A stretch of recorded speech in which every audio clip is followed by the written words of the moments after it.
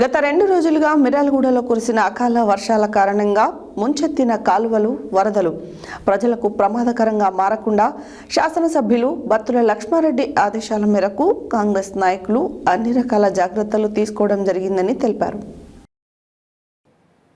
గత 2 రోజులుగా మిర్యాలగూడలో కురిసిన అకాల వర్షాల కారణంగా ముంచెత్తిన కాలువలు, వరదలు ప్రజలకు ప్రమాదంగా మారకుండా శాసనసభ్యులు బత్తుల లక్ష్మారెడ్డి ఆదేశాల మేరకు కాంగ్రెస్ నాయకులు అన్ని రకాల జాగ్రత్తలను తీసుకున్నారు.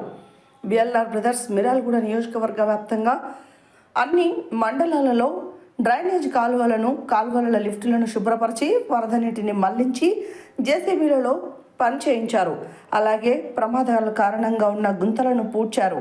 గతంలో వర్షాలు వచ్చినప్పుడు వరద నీటితో చాలా ఇబ్బందులు పడేవారు. కానీ ఇప్పుడు అత్యవసర సమయంలో కాంగ్రెస్ నాయకులు ప్రజల పక్షాన నిలబడ్డారని నియోజకవర్గ ప్రజలు, కాంగ్రెస్ నాయకులు హర్షం వ్యక్తం చేశారు.